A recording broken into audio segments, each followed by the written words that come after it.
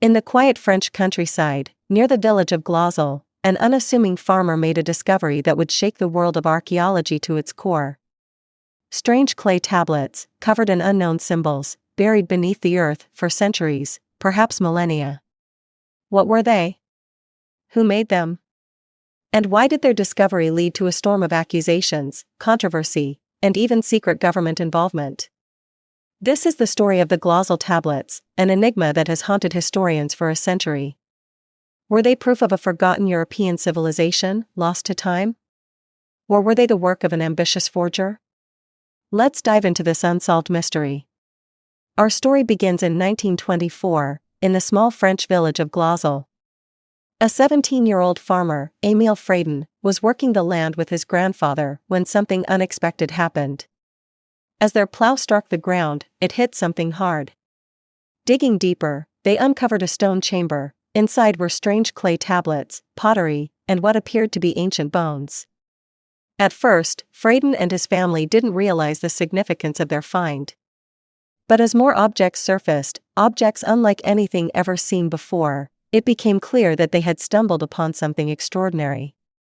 Among the items were clay tablets inscribed with unknown symbols, resembling an unrecorded form of writing, ceramic figurines and stone tools, hinting at an early civilization, bones, some human, some animal, raising more questions about the site's history.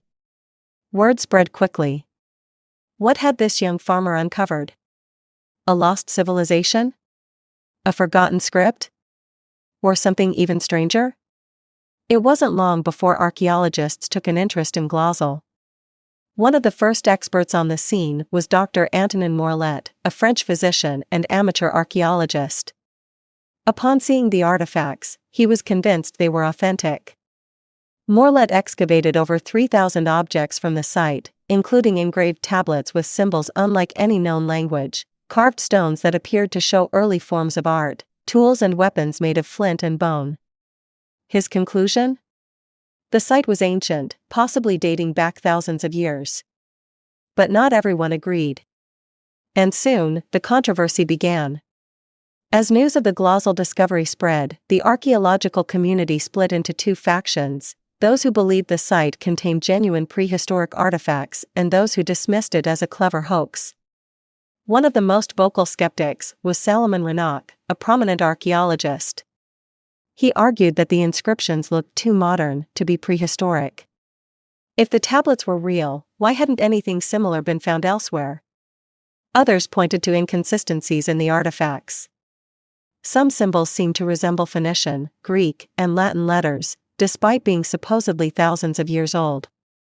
Even the French government got involved. In 1927, an official commission declared the artifacts forgeries, and Fradin was accused of fabricating the entire discovery. But was this really a hoax? Or was something else going on? As the controversy escalated, Émile Fradin found himself at the center of a legal battle.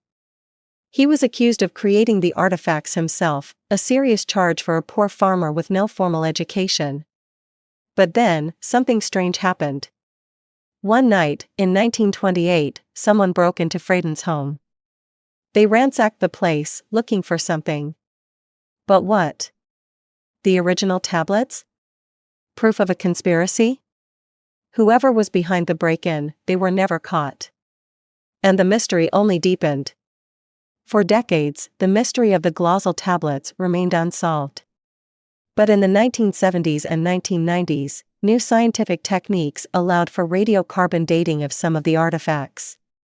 The results? Some of the objects did date back thousands of years, proving the site contained authentic ancient artifacts. But the biggest question remained: what about the tablets? Were they genuinely ancient? Or had someone, perhaps even Fradin himself, added inscriptions to real artifacts? Despite modern analysis, no definitive answer has been found. Nearly a century after their discovery, the Glosel tablets continue to baffle historians, linguists, and archaeologists. Were they evidence of a lost civilization? A clever hoax? Or something even stranger? What do you think? Are the Glosel tablets the key to a forgotten past, or simply one of the greatest hoaxes in history? Let us know in the comments. And if you enjoyed this deep dive into the unknown, don't forget to like, subscribe, and hit the notification bell for more mysteries from Cryptiverse. Beneath the rolling hills of Europe, hidden beneath forests, fields, and villages, lies a secret world. A labyrinth of underground tunnels, ancient and enigmatic. These passageways, known as Erdstall tunnels, span across Germany, Austria, and beyond. They are cramped, often just large enough for a single person to crawl through. Some lead to dead ends. Others connect to small chambers, their purpose unknown. No artifacts. No signs of prolonged habitation. No clear records of who built them or why. Are these tunnels remnants of a lost civilization? Religious sanctuaries? Escape routes from medieval invaders? Or could their origins be even stranger? Join us as we descend into the mystery of the Erdstall tunnels. The term Erdstall comes from German and loosely translates to earth stable or earth stall. These tunnels are usually found in Central Europe, with most located in Austria, Germany, France, and the Czech Republic. Some estimates suggest there are over 2,000 such tunnels across the continent. The construction of Erdstall tunnels follows a peculiar pattern. They are extremely narrow, often less than 1.2 meters, 4 feet, high, forcing people to crawl. Many feature a schlupf, a tiny passage only 40 centimeters, 16 inches, wide, just large enough for a person to squeeze through. They rarely have multiple exits or air shafts. No evidence suggests they were used as permanent dwellings. What could be the reason behind such a design? If these were meant to be shelters or hideouts, why make them so small and suffocating? The tunnels don't make sense in a conventional way. They are too small for normal movement, yet they were clearly crafted with intent. Whoever built them did not prioritize comfort, but rather secrecy or ritual. One of the most common explanations is that Erdstall tunnels were used as hiding places during times of war or invasion. Europe, especially in medieval times, was no stranger to violence. The frequent raids, feudal conflicts, and religious strife could have forced people to build underground sanctuaries. However, there's a problem with this theory. The tunnels often lack secondary exits. If someone were hiding inside and an enemy discovered the entrance, there would be no escape. Furthermore, the lack of supplies, air circulation, and space makes long-term survival inside these tunnels highly improbable. Another possibility is that these tunnels were once storage areas for food, valuables, or sacred objects. In medieval times, people stored grain, cheese, and other perishables underground to keep them cool. However, Erdstall tunnels are far too small and oddly shaped for efficient storage. Unlike granaries or cellars, they don't have shelves or compartments. Some scholars believe that Erdstall tunnels were used for ritualistic or shamanistic purposes. The tunnel's claustrophobic design, lack of practical utility, and extreme difficulty in movement suggest that they may have been used for spiritual journeys or rites of passage. In the folklore of Austria and Bavaria, there are stories of Urgists, or earth spirits. These creatures were said to dwell beneath the ground, guarding secret tunnels and luring intruders to their doom. Some believe these legends are based on real encounters with the Erdstall tunnels. Perhaps villagers stumbled upon them centuries ago and assumed they were created by supernatural beings. One persistent folk tale speaks of disappearing children who crawled into an Erdstall tunnel, never to be seen again. Some versions claim that eerie whispers can be heard inside these tunnels, and those who stay too long experience hallucinations or nightmares afterward. Most archaeologists date Erdstall tunnels to the medieval period, roughly between 1000 to 1200 AD. But some researchers believe they could be far older, perhaps even prehistoric. No tools, pottery, or artifacts have been found inside Erdstall tunnels. This could mean that whatever purpose they served, it wasn't linked to daily life. But it could also mean they were built in an era where non-metal tools were used, meaning any evidence has long since decayed. One question remains: why were they abandoned? If the tunnels had an essential purpose, whether as hideouts, storage, or spiritual sanctuaries, why did people stop using them? Perhaps the true story of the Erdstall tunnels has been lost to time. Or perhaps, it was never meant to be known. Are these tunnels a mere quirk of medieval engineering? A forgotten ritual site? Or something stranger? Let us know what you think in the comments. And don't forget to subscribe to Cryptiverse for more mysteries that defy explanation. Disappearing without a trace is eerie enough, but when strange clues are left behind, cryptic messages, a car with bizarre items, and a friend with a suspicious story, the case takes on a whole new level of mystery. This is exactly what happened in the case of Zeb Quinn, a 19-year-old who vanished in Asheville, North Carolina, in the year 2000.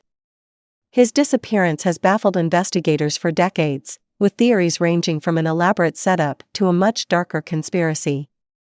Who was Zeb Quinn? What were the strange events leading up to his disappearance? And could recent developments finally solve this 24-year-old mystery? Let's dive deep into the case of Zeb Quinn's vanishing, a puzzle that remains unsolved to this day.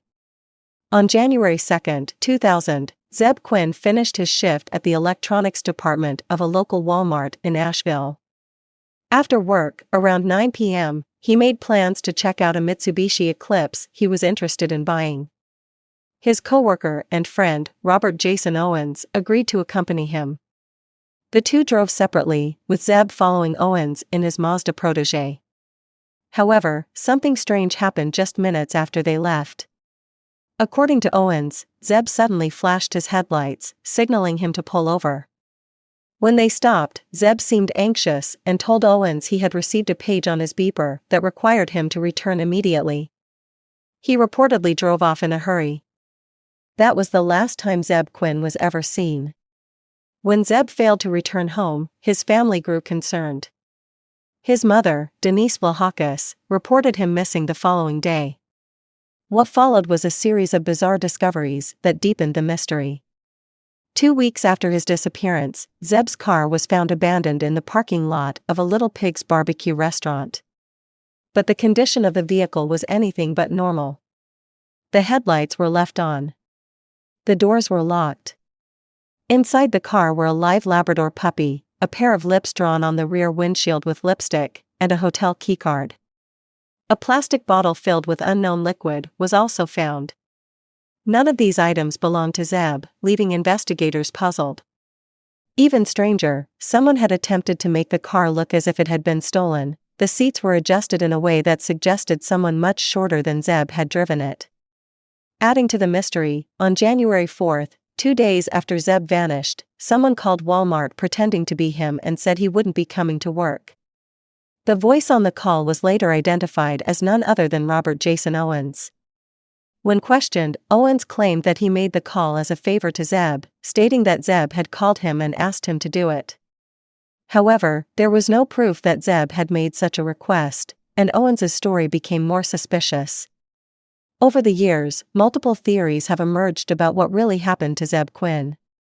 One of the strongest theories involves a woman named Misty Taylor, whom Zeb had a crush on. However, Misty's boyfriend, Wesley Smith, was reportedly jealous of Zeb and had previously threatened him. Could Smith have been involved in Zeb's disappearance? Some believe that Zeb may have been lured into a trap, possibly under the guise of buying the car. From the start, Robert Jason Owens's behavior was suspicious. Not only was he the last person to see Zeb alive, but he also provided conflicting stories. Days after Zeb's disappearance, Owens was treated at a hospital for head injuries and broken ribs. He claimed that he got into a car accident on the night of Zeb's disappearance, but police found no report of such an accident. Adding to the suspicion, Owens's truck was later burned and crushed, possibly to destroy evidence. In 2015, Owens was arrested for the brutal murders of a married couple, Christy and J.T. Codd, in an unrelated case. He later pleaded guilty to their murders. Given this history, many now wonder, did Owens also kill Zeb Quinn? In 2017, authorities conducted a search on property once owned by Owens. During the search, they found fabric, leather materials, and unknown hard fragments buried underground. Could these be linked to Zeb? Unfortunately, no conclusive evidence has yet been found, and Owens has never been charged in connection with Zeb Quinn's case. The case of Zeb Quinn remains unsolved, with many unanswered questions. Why did he suddenly leave the night he disappeared? Who left the cryptic items in his car? Did Robert Jason Owens kill him? Despite the years that have passed, Zeb's family continues to hope for answers. Perhaps one day, the truth will come to light. Until then, Zeb Quinn's disappearance remains one of North Carolina's most perplexing mysteries, one that refuses to fade away.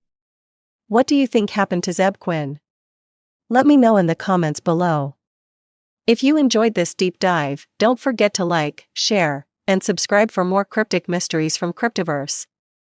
A young man in his 20s, a seemingly normal vacation, and a sudden, unexplainable burst of paranoia, Lars Mittank's disappearance is one of the most baffling modern mysteries. What happened to Lars Mittank? This script dives deep into the case, exploring the timeline, theories, and the unsettling unanswered questions surrounding his fate. Lars Joachim Mittank was born on February 9, 1986, in Germany. By all accounts, he was a regular young man. He loved football, supported the Bundesliga club Werder Bremen, and was close to his family and friends. He had no known mental health issues, no history of drug use, and was considered responsible and level-headed. In June 2014, 28-year-old Lars planned a vacation with his friends to the Bulgarian seaside resort of Golden Sands. It was a standard summer getaway, beaches, nightlife, and relaxation. Lars seemed excited about the trip. However, by the end of their vacation, something went terribly wrong, leading to his disturbing disappearance. Lars and his friends arrived in Golden Sands on June 30, 2014. The resort town is known for its cheap accommodations, vibrant clubs, and thousands of young tourists. Everything seemed normal at first. The group partied, went to the beach, and had a great time. However, on July 6, the final day of their trip, something changed.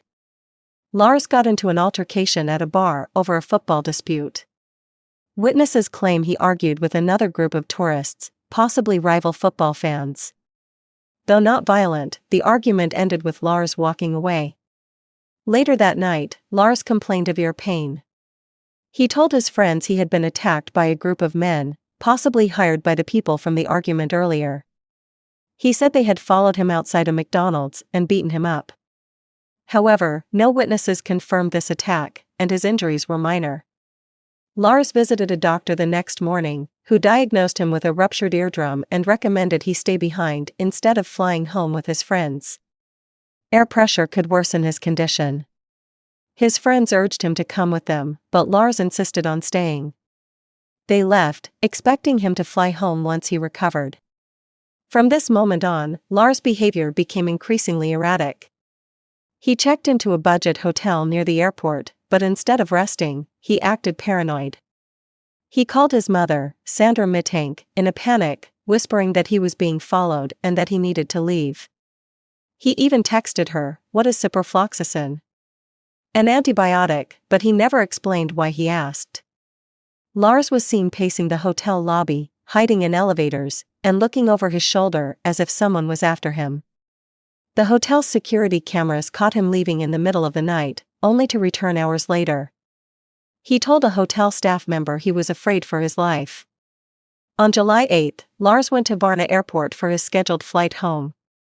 His mother had arranged for him to see an airport doctor to confirm he was fit to fly. But what happened next is the most baffling part of the case. As Lars sat in the doctor's office, a construction worker entered. Without warning, Lars panicked. His expression changed to terror. He mumbled something about not wanting to die, then bolted out of the office. Security cameras caught the next shocking moments. Lars sprinted out of the airport terminal, leaving behind his luggage, passport, and wallet.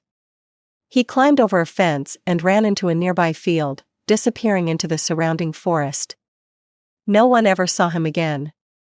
Since his disappearance, multiple theories have emerged. Some speculate Lars took drugs, either voluntarily or unknowingly, that caused paranoia and hallucinations. However, his friends never saw him take anything. Could his head trauma from the alleged attack have triggered a mental breakdown? Some experts believe a ruptured eardrum alone wouldn't cause psychosis, but an undiagnosed concussion might. Despite numerous searches, no trace of Lars has ever been found. His family continues to search, and his mother has appeared on multiple crime shows, pleading for answers. Sightings have been reported across Europe, but none confirmed. Some believe he perished in the wilderness, but with no body found, the case remains unsolved.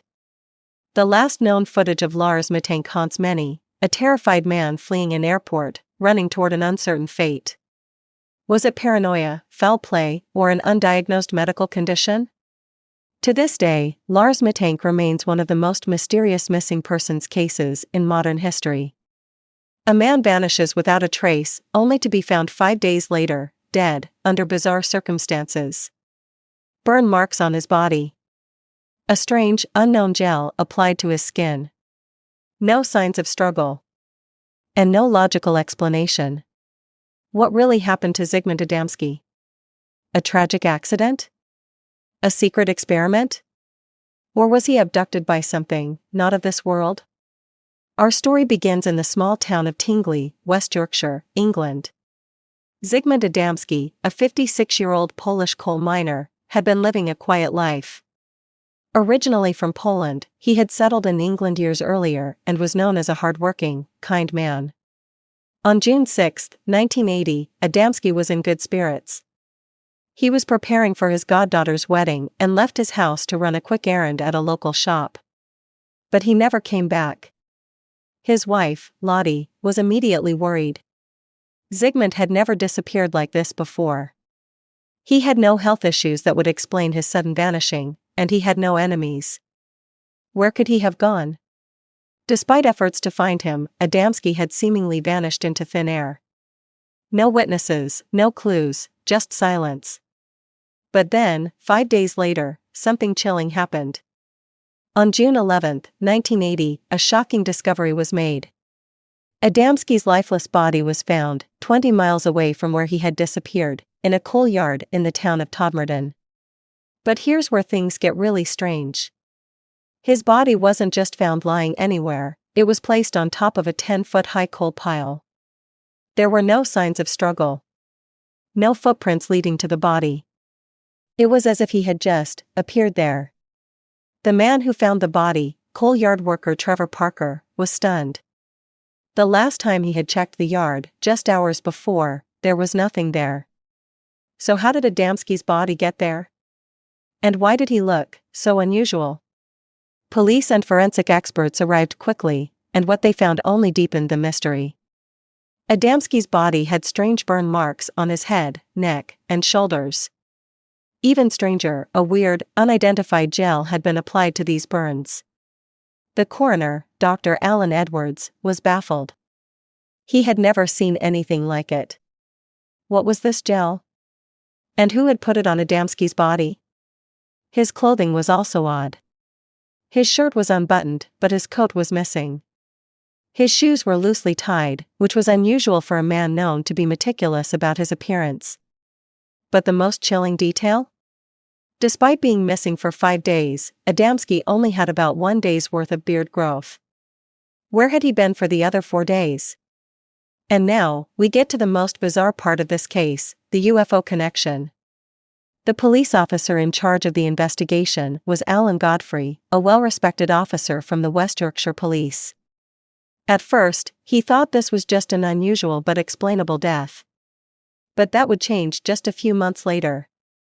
On November 28, 1980, just 5 months after Adamski's death, Alan Godfrey was patrolling Todmorden when he saw something incredible.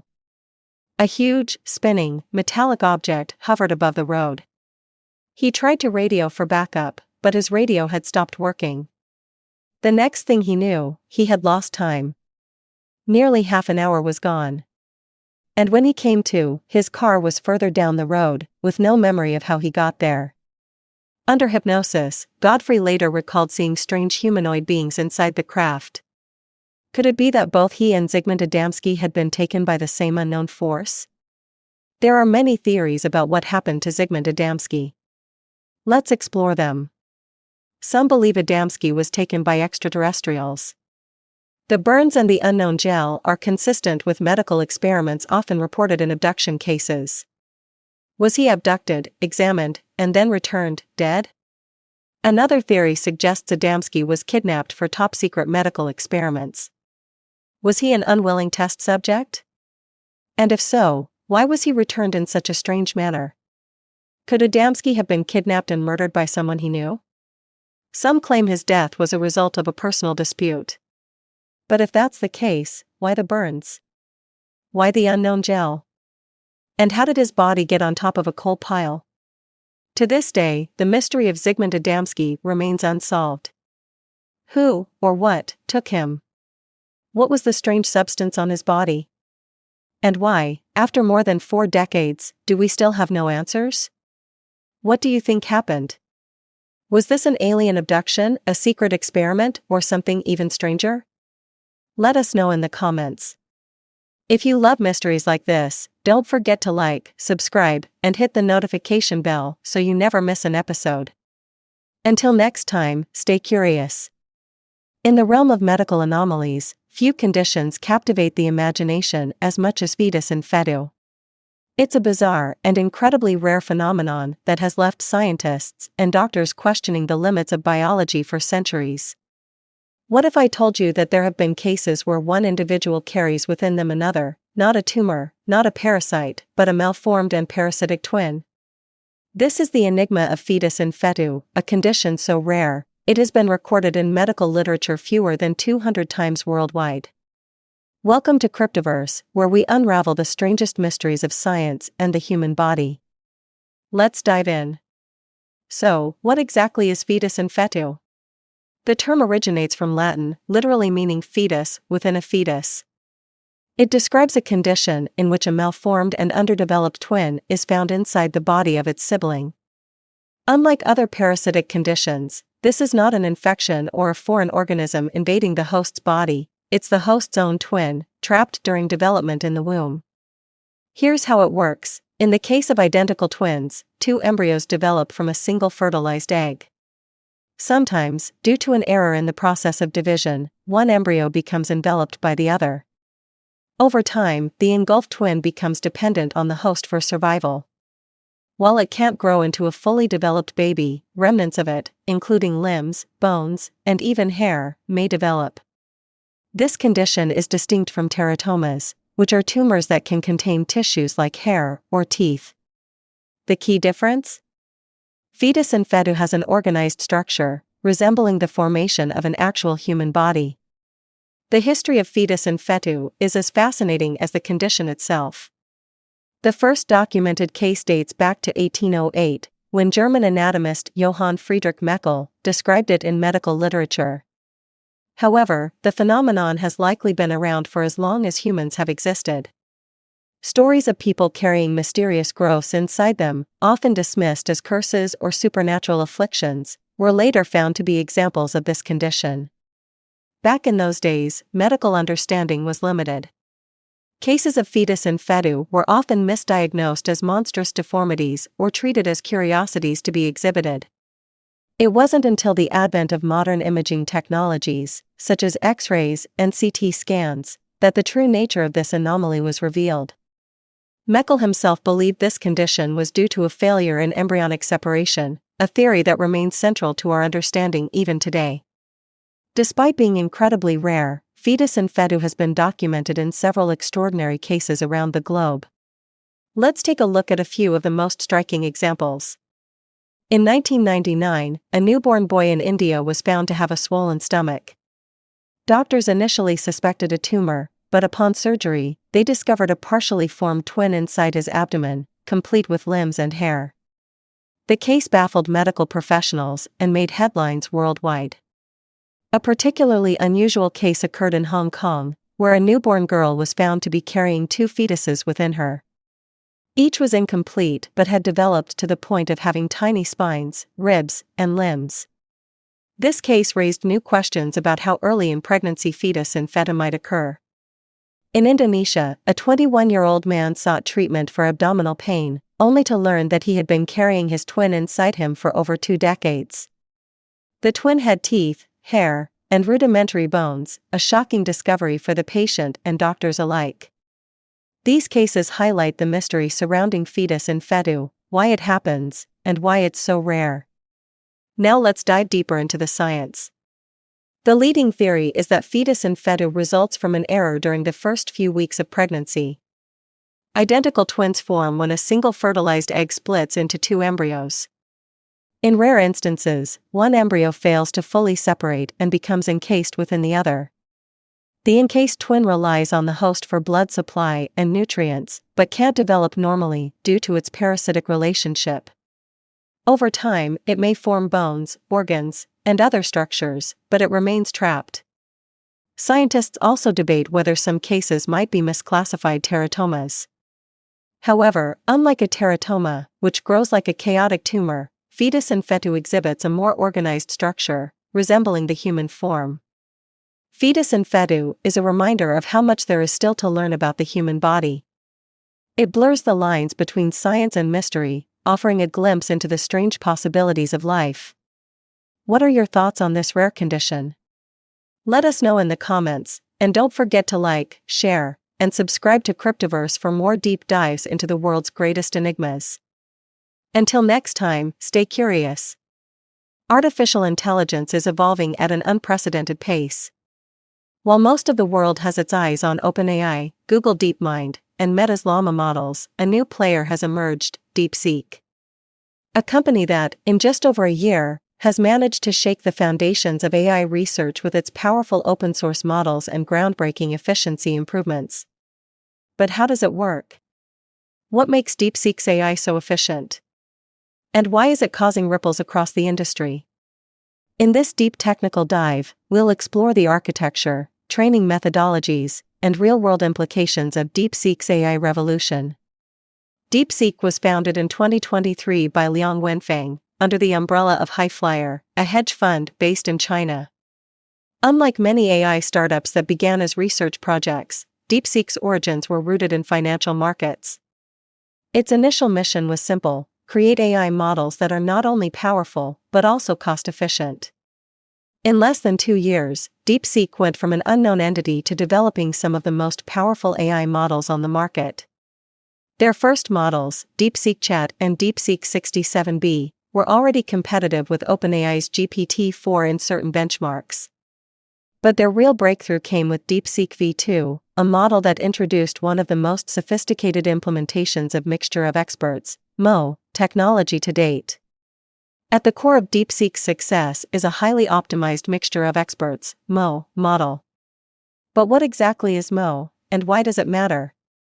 Most large language models, like GPT-4 or Llama, are dense models, meaning every neuron in the network is activated during every inference step. This is computationally expensive. MO models, on the other hand, work differently. Instead of activating all the parameters, MO selectively routes each input token to a subset of specialized neural networks, called experts. This means only a fraction of the total parameters are used at any given time, drastically reducing computational costs while maintaining performance. DeepSeek V2, for example, has 236 billion parameters, but only 21 billion are activated for each token during inference. This makes it nearly 6 times more efficient than a traditional dense model. DeepSeek V2 wasn't just efficient, it was groundbreaking in multiple ways.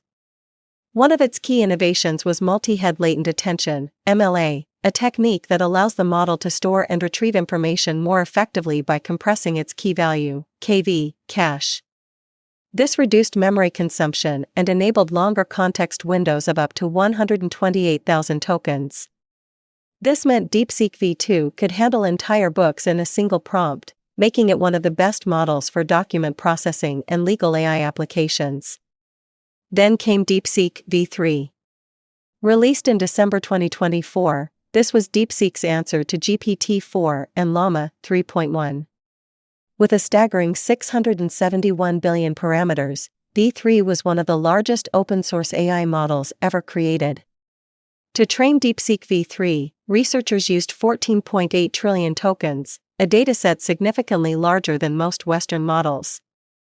The entire process required 2.788 million GPU hours using NVIDIA H800 GPUs, making it one of the most cost-efficient large-scale AI training efforts to date.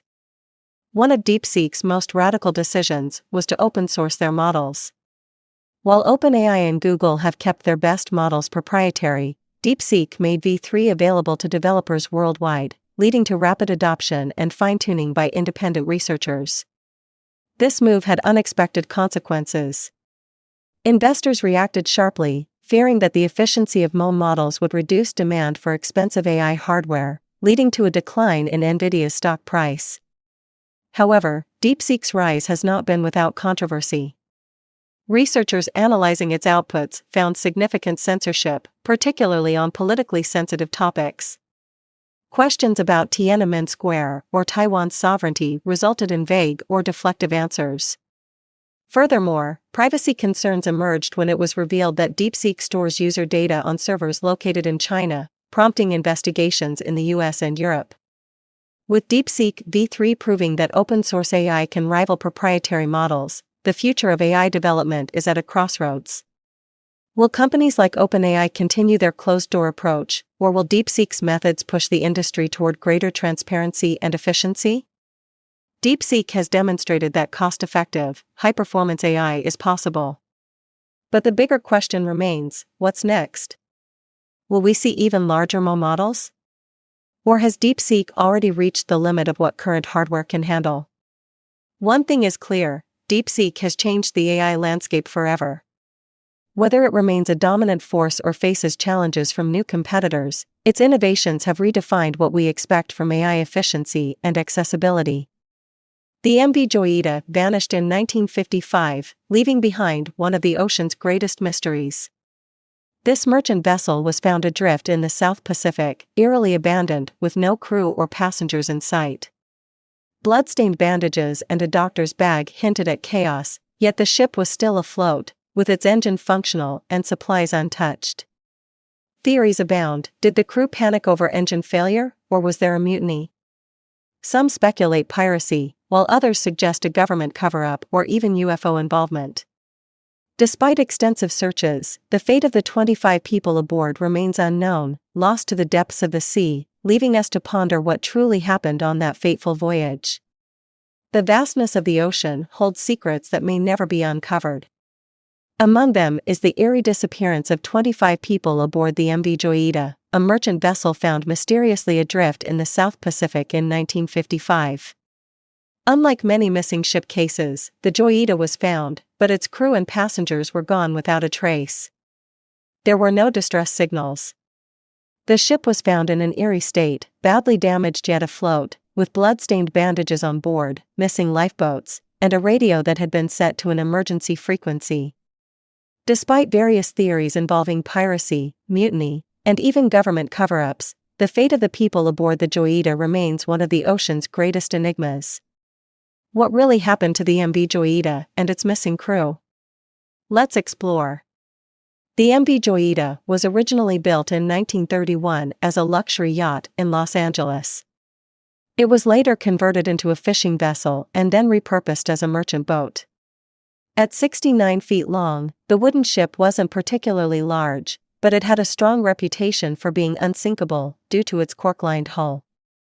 On October 3, 1955, the MV Joyita left Apia, Samoa, bound for Tokelau, a small Pacific island about 270 miles away. The trip should have taken no more than 2 days, but the ship never arrived.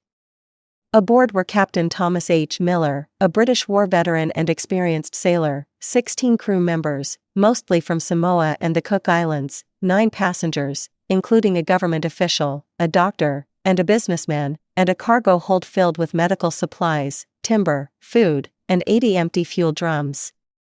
The Joyita was overdue by 48 hours when officials in Tokelau raised the alarm.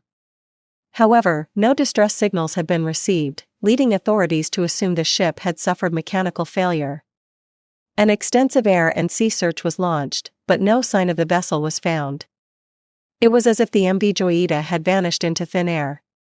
5 weeks later, on November 10, 1955, a British merchant vessel, the Tuvalu, spotted a ghost ship drifting 600 miles from its intended course in the Pacific. It was the MV Joyita, but it was abandoned.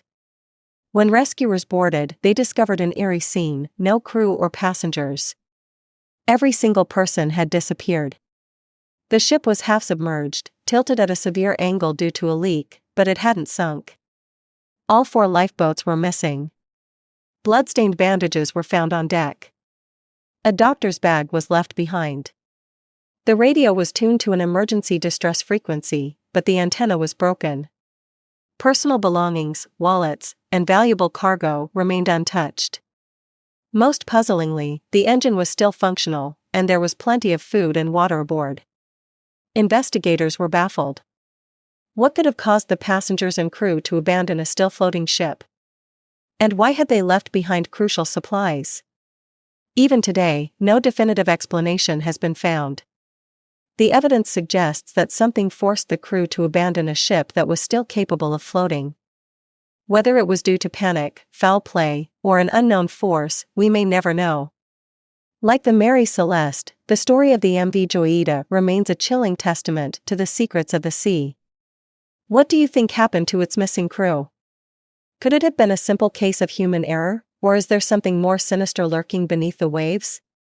The mystery continues. That's it for today's episode of Cryptiverse.